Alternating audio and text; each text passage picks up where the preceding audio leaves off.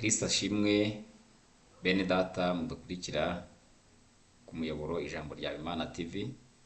Tubaye ikaze nanone mu mwanya w'ijambo ry'Imana. Uko bisanzwe amazina ni Emmanuel Nzabonimana. Tugarutse imbere ya kamera kugira ngo twongere tuganire nawe, tuganire n'abantu b'Imana ijambo ry'Imana. Umva icyo Imana igushakaho, umva icyo Imana iguhamagarira kuri uyu munsi. Imana iguha umugisha, ikaze muri iki kiganiro. Reka dusenge Imana nk'uko bisanzwe, hanyuma dukomeze n'iri jambo ry'Imana. Imana turagushimiye ko uduhaye umwanya mwiza wo kuvuga ijambo ryawe. Turakwinginze kugira ngo ijambo ryawe rihindure imitima ya benshi, twebwe twese tukugireho umugisha, umwigisha n'uwigishwa bagabana ibyiza byo mu ijambo ryawe, kandi ibimenyetso n'ibitangaza bizagendana naryo bikomeze kugaragara muri iri jambo. Wese ushaka kubone intego ni ukugira ngo umuntu wese akwegere, ushaka kwegera nakwegere, ushaka gukora gukoreho, kandi umuntu ushaka gutabarwa nawe umutabare umurengere. Urakoze cyane kumvishe gusenga kwacu. Hereza umugisha abantu badukurikiye n'abazadukurikira, kandi cyangwa umuntu wese agatabarirwa muri iri jambo, kuko ijambo ryari imbaraga kandi ari inkomezi mu buryo bwo kwizera. Urakoze cyane, ngwino tugire neza, uduhane umugisha, icyubahiro cyawe gikomeze kuganza mu izina rya Yesu, amen. Turabashimiye mwese mudukurikira ku muyoboro ijambo rya Imana TV. Ni umuyoboro w'ivugabutumwa tunyuzaho ijambo ry'Imana. Murakoze cyane. Muri iyi minsi Imana yaduhagurukije ngo tubwire abantu ijambo ryayo, kandi niba usomye umutwe w'iri jambo w'iki cyigisho, uratubwiye ngo Yesu Kristo udahindurwa n'ibihe. Niryo jambo Imana impaye ngo nkuzanire, Yesu Kristo udahindurwa n'ibihe. Ndagira ngo tuze gukoresha igihe neza, udukurikiye. Kandi nshaka kubwira abantu ngo umuntu ugize umugisha wo gukurikira uyu muyoboro, ni ukuri Imana iguteye iteka, ukabona uburyo, ukagufatira umwanya. Niba ushaka Kristo Yesu, udukurikire ikiganiro ku kindi. Ibi biganiro umwuka wera aduha kubagezaho byakugeza ku rugero rufatika rushimishije rw'imibanire n'imisabanire yawe n'Imana. Kandi Kristo Yesu ushaka wamubona, nta handi wamukura. Yesu Kristo ntabwo wajya kumugura, Yesu Kristo ntiwajya kugira gute, ahubwo muri iri jambo kwizera kwawe, uzane kwizera kwawe, hanyuma wumve icyo Imana igushakaho, kandi Kristo ushaka uramubona mu izina rya Yesu. Ndagira ngo nkubwire ngo niba ari Kristo ushaka, niba ushaka guhura na Kristo, arahari kandi ateze amaboko. Twatangiye tubabwira ko nubwo ibihe bikomeye, nubwo iminsi ari mibi, Yesu aracyatabara. Kristo Yesu aracyakora imirimo, Kristo Yesu aracyarengera abantu, Kristo Yesu aracyiciye ku ntebe y'imbabazi, kandi aracyakora imirimo n'ibitangaza. Tuzanye ijambo rivuga ngo Yesu Kristo udahindurwa n'ibihe. Ushobora kuba uje ari ubwa mbere kuri uyu muyoboro, ariko nagira ngo nkubwire ngo ibiganiro byacu wabikurikira kuri uyu muyoboro ijambo rya Imana TV. Byose ko bikurikirana biraza. Ugize umugisha wakumva ikiganiro ugakurikizaho icyaje urebye itariki cyagiriyeho, byose biza bikurikirana. Kandi iyi ni package cyangwa se ni envelope, ni kado Imana yaduhaye ngo tugeze ku bantu. Ugize umugisha ukurikirana ikiganiro ukirangize, hanyuma ufate ikindi. Uko kiza gikurikirana, uko ugenda udukurikira niko ugenda urushaho kunguka, kandi uko ugenda udukurikira, ndagira ngo nkubwire ngo ijambo ry'Imana ni byose. Ijambo ry'Imana ni imbaraga, ijambo ry'Imana rirarema. Imana itugire neza. Hari ibyasenyutse bizubakika, hari ibyabuze tuzagaruza mu izina rya Yesu, hari ibyo dushaka Imana izaduha, hari ubusabane bwa muntu n'Imana Imana izaduhera muri iri jambo. Ndagira ngo dukurikire, ntuzacike intege, ntuzarambirwe. Ndagira ngo kandi mbwire abantu bamaze kumenyera ijambo ry'Imana, bakumva ko ari ibintu biri aho bisanzwe, bakumva ko ari ibintu biri aho bidafite umumaro, nawe muri iri jambo wadukurikira. Natwe duterwa iteka no kuvuga. Ndagira ngo mbabwire ngo natwe tujya dufata umwanya tugakurikira abandi bigisha, tugakurikira abandi bantu Imana ihaye kuvuga, kuko uko byagenda kose natwe ibyacu dushobora kubikura mu bandi barimo kutubwira icyo Imana idushakaho. Ndagira ngo mbabwire ngo nta muntu n'umwe uba udakeneye ijambo ry'Imana, kandi uyu munsi niba Imana ihagurukije umuntu ngo navuge, dukwiriye kumwumva, kuko natwe dukwiriye no kumva abandi.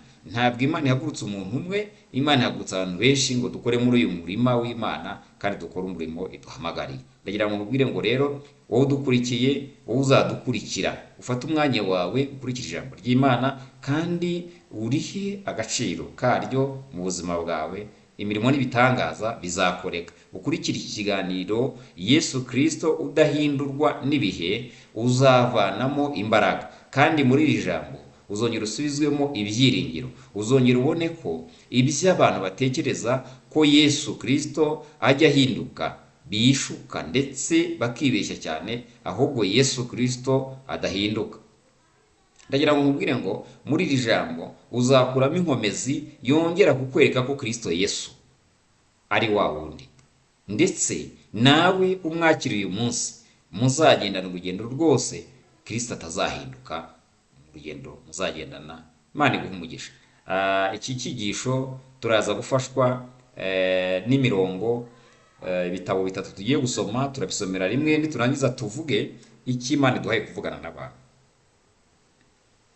Imana ishimwe. Ndagira ngo dusome urwandiko rwandikiwe Abaheburayo igice cya 13 umurongo wa 7, turarangiza n'uwa 9, hanyuma twigire inyuma mu butumwa bwiza bwa Yesu Kristo bwanditswe na Mariko, turasoma igice cya 9 umurongo wa 14 turangiza uwa 29, turaza no gusoma mu byakozwe n'intumwa ibice 19 umurongo wa 8 turangiza uwa 12.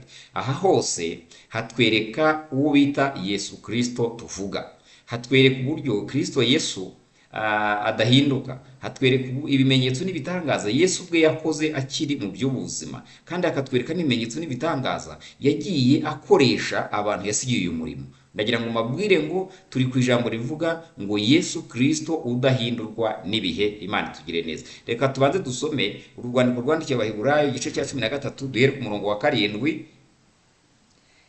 Umurongo wa 7 haranditse ngo mwibuke ababayoboraga kera bakababwira ijambo ry'Imana, muzirikane iherezo ry'ingeso zabo, mwigane kwizera kwabo. Yesu Kristo uko yari ari ejo n'uyu munsi niko ari, kandi niko azahora iteka ryose. 9 haravuze ngo ntimukayobywe n'inyigisho z'uburyo bwinshi bw'inzaduka, kuko ibyiza ari uko umutima wakomezwa n'ubuntu bw'Imana, udakomezwa n'ibyo kurya, kuko abitaye kuri ibyo bitabagiriye umumaro. Imana itugire neza. Reka kandi twihute dusome ubutumwa bwiza bwa Yesu Kristo bwanditswe na Mariko, yego ibice 9 umurongo wa 14, haranditse ngo bageze aho abigishwa be bari, babona iteraniro ry'abantu bibakikije n'abanditsi bajya impaka nabo. Uwo mwanya abantu bamubonye baratangara cyane, barirukanka baramusanganira, baramuramutsa, arabaza ati mwabagishaga impaka z'ibiki? Umwe muri bo aramusubiza ati mwigisha, nkuzaniye umwana wanjye utewe na dayimoni utavuga. Aho amusanze hose iyo amufashe amutura hasi, akamubirisha ifuro, akamuhekenyesha amenyo, akamugagaza. Mbwira abigishwa bawe ngo bamwirukane, ntibabishobora. Arabasubiza ati yemwe bantu b'iki gihe batizera, nzageza he kubana namwe? Nzabihanganira kugeza ryari? Nimumunzanire. Baramumuzanira. Dayimoni abonye Yesu atigisa uwo mwana cyane, aragwa arigaragura abira ifuro. Yesu abaza se ati yafashwe ryari? Aramusubiza ati yafashwe akiri umwana, kenshi cyane amuta mu muriro cyangwa mu mazi ngo amwice. Ariko niba ubishobora, tugirire imbabazi udutabare. Imana ishimwe. Yesu aramubwira ati uvuze ngo nimba mbishobora? Byose bishobokera uwizeye. Uwo mwanya se w'umwana avuga cyane ati ndizeye nk'izapfa utizera. Yesu abonye iryo teraniro ry'abantu rimushikiye biruka cyane, biruka acyaha dayimoni ati yewe dayimoni utavuga kandi utumva, ndagutegetse muvemo, ntukamugarukemo ukundi. Arataka, aramutigisa cyane, amuvamo, asiga umuhungu asa n'upfuye, bituma benshi bavuga bati arapfuye. Yesu amufata ukuboko, aramuhagurutsa, arahagarara. Yinjiye mu nzu, abigishwa be babonye ko biherereye baramubaza bati niki cyatumye twebwe tutabishoboye kumwirukana? Arabasubiza ati bene uwo ntavanwamo n'ikindi keretse gusenga no kwiriza ubusa. Imana itugire neza. Ndagira ngo twihute, reka dusome n'ibyakozwe n'intumwa Byakozwe n'intumwa igice cya 19 umurongo wa 8, turangize n'umurongo wa 12, twihute cyane. Haranditse ngo yinjira mu isinagogi, amara amezi 3 avuga ashize amanga, ajya impaka nabo abemeza iby'ubwami bw'Imana. Ariko bamwe binangiye imitima banga kwizera, batukira inzira ya Yesu imbere y'abantu. Ava muri bo arobanura abigishwa iminsi yose, agira impaka mu nzu yo kwigishirizamo ya Turano. Agumya kugira atyo amara imyaka 2. Nuko abatuye muri Aziya bose bumva ijambo ry'Umwami Yesu, Abayuda n'Abagiriki. 11. Kandi Imana yakoreshaga amaboko ya Pawulo ibitangaza bikomeye, ndetse bashyiraga abarwayi ibitambaro n'imyenda bivuye ku mubiri we, bagakira indwara zabo, abadayimoni bakabavamo. Imana ishimwe. Dusomye amagambo menshi, ariko nshaka ko tuyarezima tukayashyira mu cyigisho kimwe kivuga ngo Yesu Kristo udahindurwa n'ibihe. Imana itugirire neza. Uru rwandiko rwandikiwe Abaheburayo dusanzemo amagambo yanditse avuga ngo, bandikiwe avuga ngo mwibuke ababayoboraga kera, mwigane ingeso zabo, mwigane kwizera kwabo, murebe iherezo ry'imirimo y'ingeso z'imikorwa byabo bagize, uburyo babaye ibyitegerezo byiza. Nimurangiza mwigane bene uko kwizera kwabo. Ndagira ngo mbabwire ngo Kristo Yesu wabanye n'abatubanjirije, kuko yageze hepfo ku murongo wa 8 aravuga ngo Yesu Kristo uko yari ejo n'uyu munsi niko ari, kandi niko azaho. Ndagira ngo tuvuge iri jambo, tuze kurigarukaho tujya no kugera ku musozo. Yesu Kristo ntahindurwa n'ibihe. Yesu udahindurwa n'ibihe. Yesu udahindurwa n'uko imvura yabaye nyinshi. Yesu udahindurwa n'uko izuba ryabaye ryinshi. Yesu udahindurwa n'uko abantu bageze muri viziyo. Yesu udahindurwa n'uko 2024 yageze. Yesu udahindurwa n'uko ntahindurwa n'ibihe. Ibihe byo biraza bikaza ku bantu, ariko Yesu ahora ari Yesu. Imana ishimwe. Ndagira ngo mpumurize abantu, mbabwire ngo nubwo iminsi ari mibi, ariko Kristo Yesu ntiyahindutse. Nubwo ibihe bikomeye, ariko Yesu ntiyahindutse. Yesu Kristo, ijambo ry'Imana rirateye mwibuke ababayoboraga kera, mwibuke abantu bababyaje ubutumwa bwiza. Natwe hari abantu tujya twibuka. Imana ishimwe. Hari abantu tujya twibuka, kandi twibuka imirimo yabo n'imihate, tukibuka uburyo batuyoboye muri iyi nzira, tukibuka uburyo batwigishije kwihangana, tukibuka uburyo batwigishije guca bugufi, tukibuka uburyo batwigishije kwihana, tukibuka uburyo batwigishije gukora imirimo myiza. Abo rero twagiye tuvanaho icyitegererezo cyiza. Imana ishimwe. Abenshi baratashye, bararuhutse, abenshi baracyari mu by'ubuzima, abenshi bari mu biruhuko by'izabukuru, turabibuka. Imana itugire neza. Hari abashumba batubyaje ubutumwa. Twibuke rero ingeso zabo, uburyo bitwaraga, uburyo bihanganaga, bakatwigisha kwihangana, tubakoreho icyitegererezo. Niturangiza twizere Imana. Rero nta mukuru utagira mukuru we. Iyo umuntu atangiye kumva ko ari urenze, atangira kugoreka ibintu. Nyamara uko byagenda kose, Bibiliya tubwire ngo mwibuke ababayoboraga kera, uburyo imirimo n'ingeso zabo byagiye bihamya Imana, bigatuma abantu bihana kubw'imirimo, kubw'ingeso abantu bari bafite. Mwongere mubibuke, mubakureho icyitegererezo cyiza, mwongere mwigane bene uko kwizera, mwigane izo mbuto bari bafite, mwongere muzikore nawe. Hanyuma nimurangiza mumenye ko Kristo Yesu wari uhari icyo gihe n'uyu munsi akiri Yesu, atari yahinduka, atarakurwaho. Ndagira ngo mbabwire ngo hari abantu batekereza ko ibyo ni ibya kera ngo byararangiye, ibyo ni ibya kera ngo byarashize. Ndashaka kukubwira ngo abantu bagenda muri iyi nzira, Kristo Yesu wa kera niwe Kristo Yesu w'uyu munsi, kandi niko azahora. Nawe tuzagera muri viziyo simbizi 2030, 2050, simbizi aho bizaba biri hose, uko bizagenda kose. Ndagira ngo nguhamirize nkubwire ngo Kristo Yesu twamenye kera tukiri abana, tukabikuriramo, tubona abasaza batubwira bati nyamuna mwabana muzubaha Imana, mwabana mwe dore Yesu akora gutya, yanga ibingibi arabyanga, akunda ibingibi. Uwo Yesu n'uyu munsi aracyari Yesu Kristo. Icyakora twe twarahindutse, twebwe turahinduka. Ndabyibuka njya mu rusengero, nagiye ndi umwana nkurikiye abandi, ntazi iyo biva n'iyo bijya, dusengera mu gashitingi. Iyo biba muri kino gihe baba barahiritse kera, ariko icyo gihe Kristo Yesu twamukurikiye abantu basengera munsi y'ishitingi iva, imvura yagwa twese. Ababyibuka bazadukurikira bakatwibuka dusengera muri shitingi ahantu munsi y'umuhanda mu Gashyara. Imvura yagwa abantu bakuru bakazamura amaboko bagafata shitingi bakajya berekeza amazi hepfo bakanyuza hirya, yaranacitse no hagati amazi akagwa, ariko tugaguma tukajyayo turi abana. Kubera iki twajyagayo? Ntabwo ari uko kiliziya zari zihari twanashobora kuba twajyayo, ariko se ndagira ngo nkubwire kuki umuntu yabaga ahamagawe akagenda muri ubwo buryo. Hari ikintu cyabaga gisunika umuntu. Yesu Kristo w'icyo gihe ni nawe w'uyu munsi. Turi gusengera mu nsengero zirimo amakaro, turi gusengera mu nsengero zifite ibintu byose, turi gusengera mu nsengero zirimo ibyuma birenze, turi gusengera ahantu hameze neza. Ndagira ngo mubwire ngo Yesu Kristo w'icyo gihe turi mu ihema.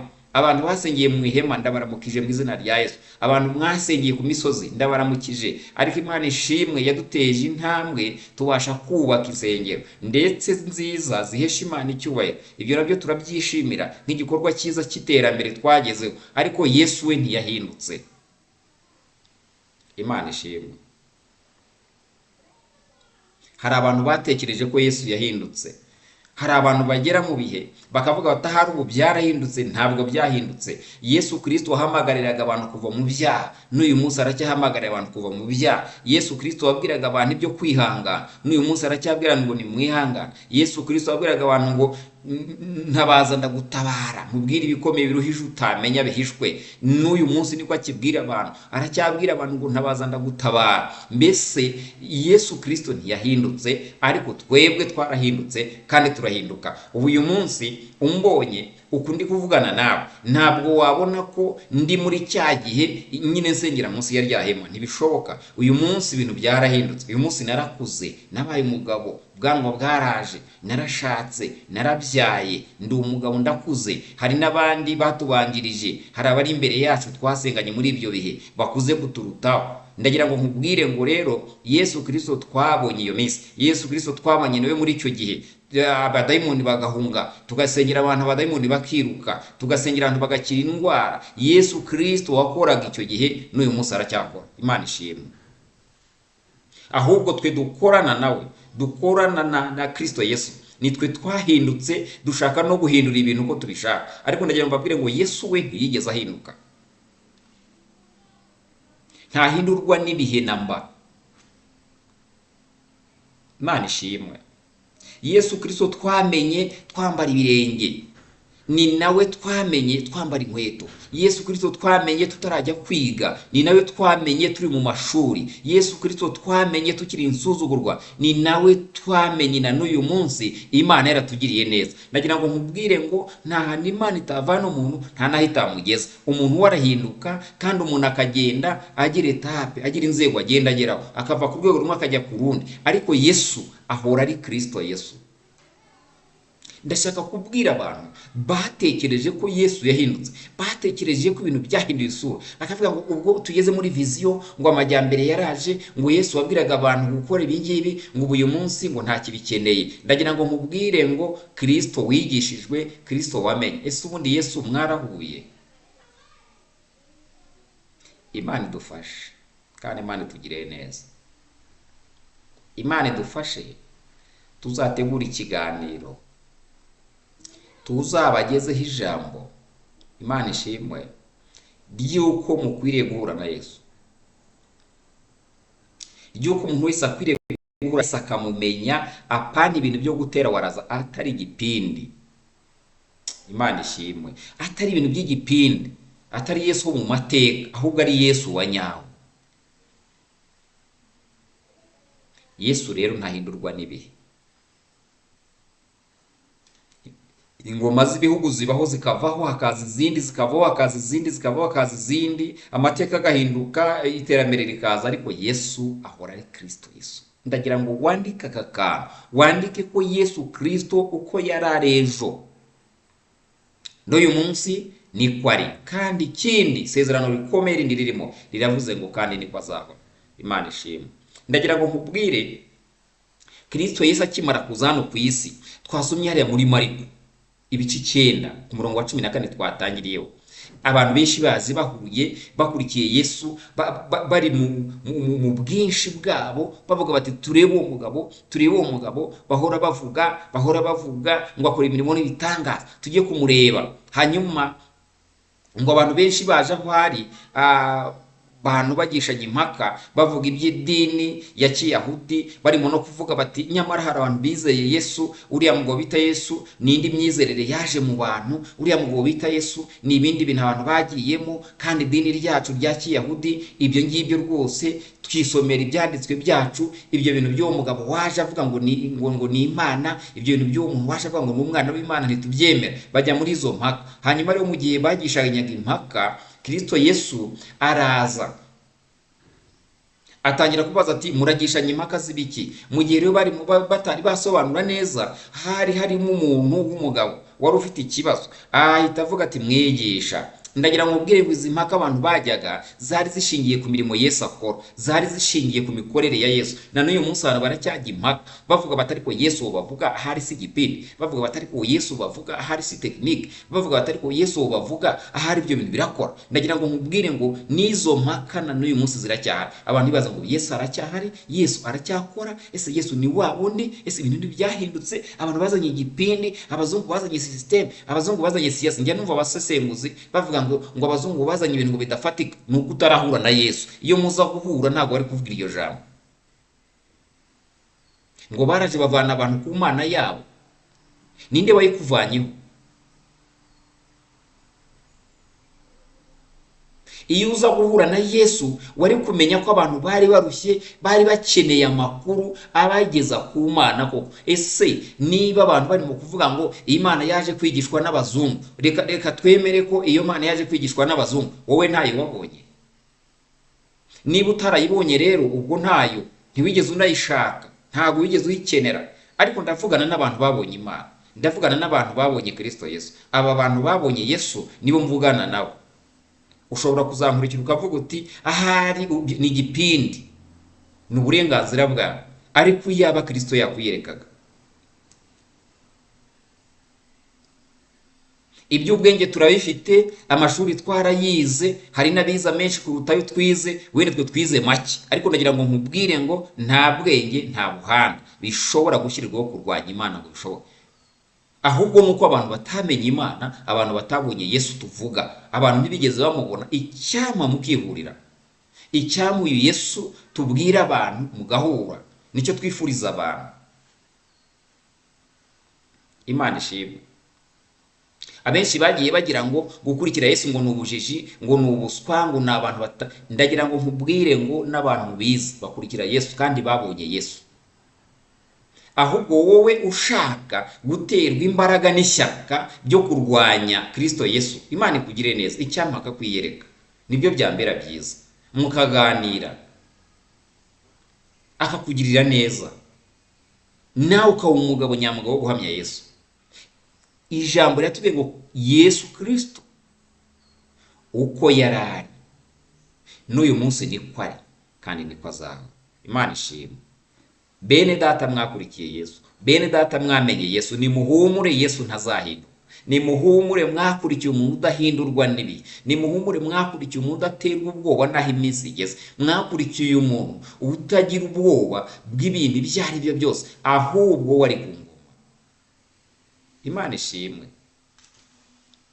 Ndagira ngo mbabwire ngo Yesu Kristo uko yari ari n'uyu munsi niko ari.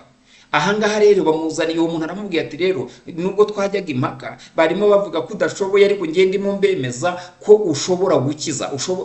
Nabonye imirimo n'ibitangaza, nagiye mbyumva, ndimo mbagisha impaka mbabwira ko wowe ubibasha. Hanyuma Yesu rero mu gihe arimo abaza ati izo mpaka mwajyaga zari iziki? Mwajyaga impaka zibigendanye n'iki? Uyu muntu aramubwira ati mwigisha, mwami mfite ikibazo, mfite umwana wanjye w'umuhungu rwose afite ikibazo pe, afite abadayimoni batavuga batumva, mbese inshuro nyinshi bamufashe bamutura mu muriro, bamutura mu mazi.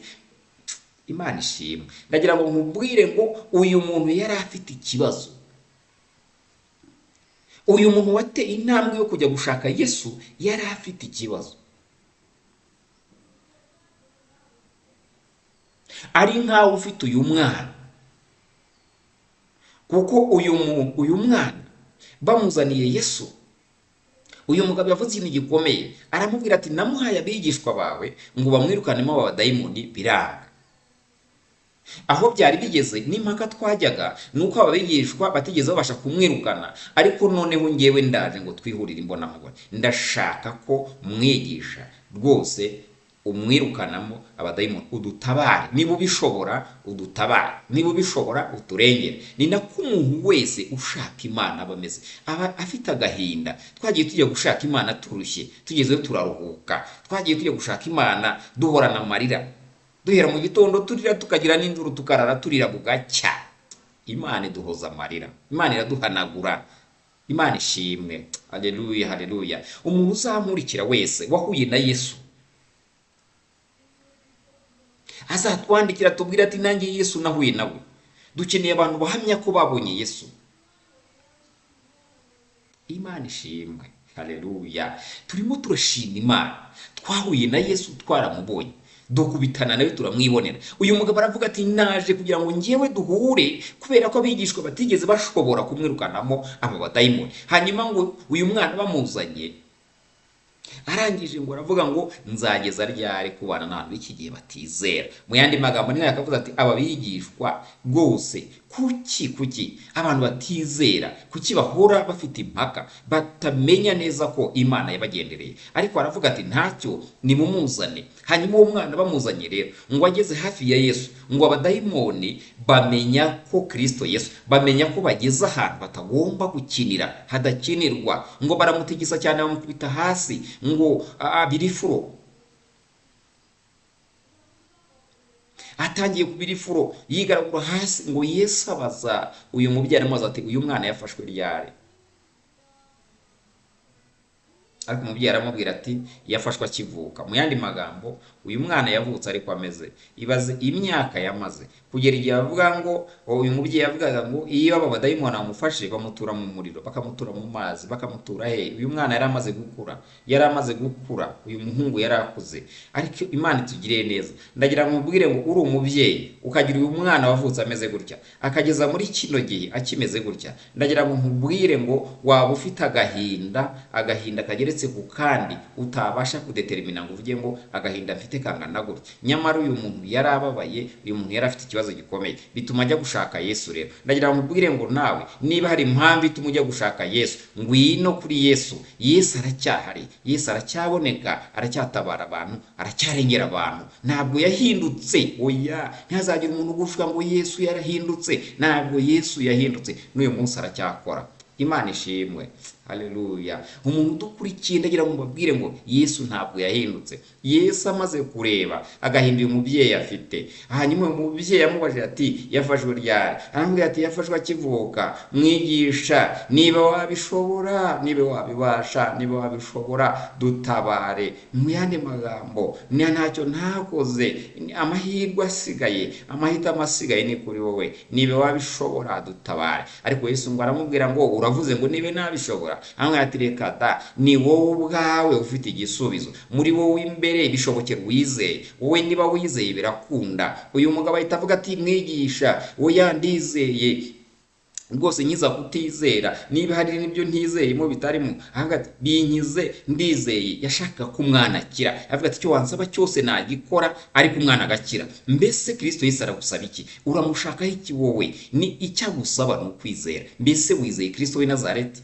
Haleluya. Wizeye Yesu wazutse, wizeye Yesu wacunguye abantu, wamenye amaraso ku musaraba. Uwo niwe wizeye, niwe tukubwira. Ndagira ngo nkubwire ngo niba wizeye uwo Yesu rero bishobokera wizeye. Byose birashoboka, byose birakunda. Turaza gusengana Imana mu mwanya. Imana iguhe umugisha, Imana itugiriye neza. Arambwira ati bishoboke wizeye, arambwira ati ndizeye rwose. Yesu arangije rero ngo acyaha uwo mudayimoni utumva utavuga, arambwira ati muvemo rwose kandi ntukamugarukemo ukundi. Ngo barangije abadayimoni baramutigisa cyane, bamutura hasi bamuvamo, ngo asigara ameze nk'uwereye, ngo ndetse bituma abantu bavuga bati arapfuye. Ariko Yesu afata ukuboko uwo mwana aramuhagurutsa, arangije kumuhagurutsa aramubaha. Arangije rero ubwo umuntu ashima Imana aragenda. Hanyuma Yesu yiherereye rero ngo ari kumwe n'abigishwa, babonye bari bonyine bageze ahantu bihereye, ngo baramubaza bati se mwigisha wabigenje ute ko twebwe byari byatunaniye? Arababwira ati rero bene uwo nta kindi kimwirukana uretse kwiriza ubusa no gusenga. Imana itugire neza. Iyi ni intwaro, iyi niyo password nabwiye abantu mu minsi ishize, nabwiye abantu umubare w'ibanga. Imana ishimwe, niyo password nabwiye abantu, icyo bita kwiriza ubusa no gusenga. Gusenga niyo ntwaro ikomeye, niho bikorerwa, niho bibera. Iyi niyo password. Yesu arababwira ati rero nta handi bibiva, nta handi ntimwari kubishobora kereka iyo mwiriza ubusa mugasenga, mukambara imbaraga, mukabona imbaraga zo kwirukana uriya mudayimoni. Ntabwo uriya mudayimoni yari kwirukanwa n'ikindi uretse kwiriza ubusa no gusenga. Yesu Kristo ntahindurwa n'ibihe, kandi Yesu Kristo wari uriho kera, wakoze imirimo, wazuye uyu mwana, wamuvanye mu rupfu. Reka mbwire ko uyu mwana nta buzima yari afite. Iteka ryose bumvaga bahora biteguye ko isaha n'isaha kizamutura mu muriro nta muntu uhari agapfa. Uyu mwana Yesu, uyu muhungu yirukanyemo abadayimoni, babonye imirimo n'ibitangaza, abantu baravuga ngo Kristo Yesu turongeye turamubonye. Ndagira ngo mbwire ngo nawe niba uje gushaka Yesu w'i Nazareti, Yesu Kristo akwiyereke, kandi Yesu Kristo arahari araboneka. Ndagira ngo nkubwire ngo ni ibyanyabyo, Kristo Yesu niwe ari ushaka. Uko yari ari ejo n'uyu munsi niko ari, kandi niko azaguma kumera. Igihe tuzaba tudahari ngo tuvuge, muzamenye ko Kristo Yesu n'icyo gihe azaba akiri Kristo Yesu duhamya n'uyu munsi. Ntabwo yenda guhinduka, ntabwo ahindurwa n'ibihe, ntihazagire gutera ubwoba. Yesu Kristo niba waramwizeye ukamumenya, wewe ukera imbuto zo gukiranuka, ugakora imirimo myiza, ukirinda ibyaha, Kristo Yesu ntabwo azahinduka. Icyo akora nuhinduka ukamuta, uzagenda ariko uzagarukira umusanga, uzasanga agiteza amaboko. Nicyo mukundira, uzasanga kirambuye amaboko avuga ati mwana wanjye ndagutegereje. Uzazira hose uzasanga Yesu agihari. Ariko bikitwa uyu munsi, niba ushaka Yesu Kristo wazutse, niba ushaka Kristo Yesu ukomoka mu rubyaro rwa Yuda, ndakugira ngo nkubwire ngo Kristo Yesu aracyaboneka. Imana ishimwe. Haleluya. Ndagira ngo mbabwire ibi ni ibyo Kristo yikoreye. Ariko Yesu amaje gusubira mu ijuru, twasomye iri jambo riri mu Byakozwe n'Intumwa igice cya 19 duhere ku murongo wa 8. Aha twereka Kristo Yesu akorera muri Paulo. Mbese Paulo agiye muri Aziya mu buryo bw'ivugabutumwa. Hari abantu bumvije ngo ibintu bya missionary, ibintu ng'iki. Ndagira ngo nkubwire ngo nubwo bihinyura icyamugahura na Yesu. Paulo agiye muri Aziya, akajya yirwa yigisha abantu mu rusengero, ahinyura Imana zabo, ahinyura ibintu babagamo bidashoboka. Ariko arangije akajya bagisha impaka kandi akabatsinda, kubera ko yari ari mu mwuka w'Imana, kubera ko Kristo Yesu yari ari muri wari umukoresha imirimo n'ibitanga. Hano hepfo tumaze kuvuga imirimo Yesu yakoze ni myinshi. Tuvuze kuri uyu mwana wari urwaye igicuri cyatumaga tumva atanavuga, Yesu yirukanyemo iki gicuri. Hanyuma imirimo n'ibitangaza birakoreka. Noneho tugeze ahangaha aho yakoranye na Paulo. Yambwire ngo kandi ijambo ryatubwiye ngo Yesu Kristo uko yari ari ejo n'uyu munsi niko ari, niko azahora. Ahangaha kimara kujya mu ijuru rero, ntabwo imirimo ye yahagaze, ahubwo imirimo ye yakomereje kuyikorera mu bantu. Akomeza gukorera muri ba Paulo, akorera muri ba Petero, akorera muri ba Yohana, akorera mu ba Stefano, akorera mu bahanuzi, akorera mu bigisha, akorera mu bantu bose, kugira ngo imirimo n'ibitangaza bya Yesu Kristo, iri jambo rivuga ngo ko yari ari niko azahora ndetse n'uyu munsi niko ari, rikomeze gusohora. Na n'uyu munsi Kristo Yesu aracyakora. Imana ishimwe. Aha hantu rero Pawulo ngo yahamaze imyaka igera kuri 2 yigisha abantu bajya iby'impaka ariko akabemeza. Hanyuma ngo Pawulo Yesu Kristo akumukoresha imirimo n'ibitangaza ku buryo byageze aho abantu bizera Imana iri gukorera muri Pawulo. Abantu bizera Kristo Yesu uwo Pawulo ari mu kuvuga, bageraho bavuga bati rero dufite n'abarwayi mu rugo, reka tuze dufate umwenda tuwumukozeho, nituwumukozeho turagera tuwurambike ku murwayi, umurwayi arakira. Bene uko kwizera niko abantu bari bafite muri Aziya, bagira uko kwizera ndetse bakavuga bati iyi mwenda ukoze kuri Pawulo nituwukoza ku murwayi arakira. Ni Bibiliya yatubwiye ngo bajyanaga n'imyenda ivuye kuri Pawulo kugira ngo bagende bakoze ku barwayi babo bakire, kandi imirimo n'ibitangaza bigakoreka, abarwayi bagakira bakirijwe n'iki. Ndagira ngo mbwire ngo Imana iguhe kwizera, Imana ikuzamburire kwizera, hanyuma Imana ikorane nawe imirimo n'ibitangaza. Zamura kwizera kwawe, dusenga n'Imana. Niba waracitse intege, niba warasubiye inyuma, niba hari ukuntu wumvishe Kristo Yesu ari ibintu bya formule bidafatika, ari ibintu birabo byo mu mibare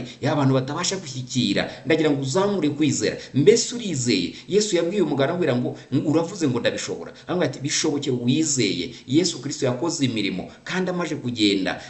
Pawulo nawe tubonye ko yakomeje imirimo y'ibintu bitangaza bizagendana n'abizera, byakomeje kugendana na Pawulo. Ndagira ngo nkubwire ngo iki gitangaza, ibitangaza Yesu yakora akoreye muri Pawulo na n'uyu munsi aracyakora imirimo, aracyakora ibitangaza. Mbese urizeye? Mbese wizeye Kristo Yesu? Igira hafi dusenga n'Imana. Niba ngo ufite kwizera ukaba hari byagucogoje, ukaba ushaka uyu Yesu Kristo wabambwe akazuka, ndagira ngo nkubwire ngo reka dusenga n'Imana, winginga Imana ubibwire ngo nanjye ndizeye, ndagushaka, nshaka guhura nawe, nshaka kukubona, nshaka kukwegera. Kristo Yesu arakwiyereka, ni ibyanya byarabone arashaka akabona. Imana ikugire neza, Imana iguha umugisha. Reka dusenga n'Imana ariko tubwire abantu ngo Yesu ntahindurwa n'ibihe, Yesu nta kintu kimukanga.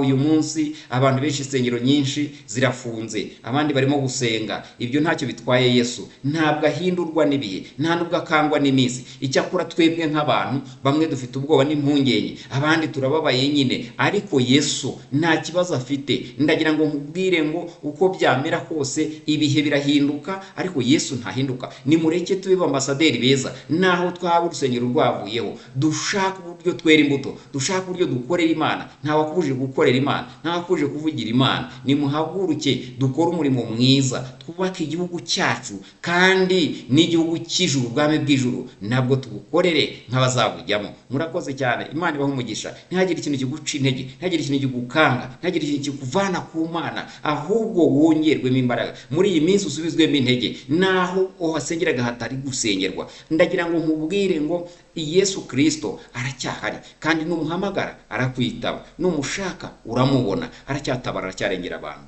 Imana ishimwe, Imana tugire neza. Ubu dukurikire reka dusenga n'Imana kandi tukubwire ngo uhumure, ukomere. Yesu aracyari Yesu, Yesu ntiyahindutse kandi nta nubwo azahinduka. Imana ishimwe. Ibihe byose uzageramo uzibike ko Yesu adahinduka, ibi intambara zose uzarwana uzibike ko Yesu adahinduka. Uko yarari wamubonye ubushize n'uyu munsi arahari, uko wamwumvise Kristo Yesu ni byanyabyo, nawe akwiyereke kandi akwigaragarize. Icyampa umuntu wese agahura na Yesu, icyampa umuntu wese akongera kubaka ku rufatiro ruzima rwa Yesu Kristo. Imana ishimwe. Reka dusenga n'Imana. Mana turagushimiye, umuntu aradukurikiye muri uyu mwanya, ni umurengera umutabara, umuhe kwizera.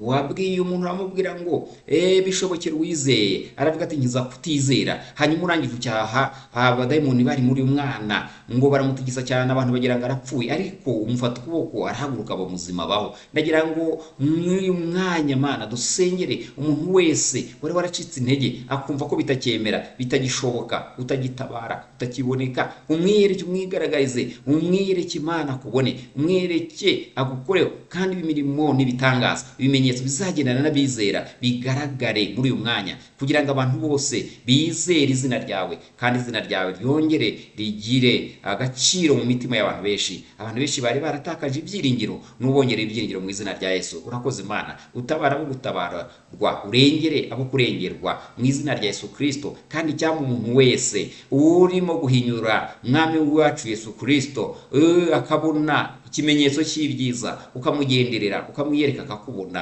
umuntu wese nawe akamera mwami Imana yacu nka bamwe, agahamya akavuga ko Yesu Kristo ari umwami n'umukiza. Urakoze cyane Mana, urakoze ko mfishe gusenga kwacu, uduhane umugisha n'abadukurikiye n'abazadukurikira bose, mu izina rya Yesu Kristo umwami wacu, amen.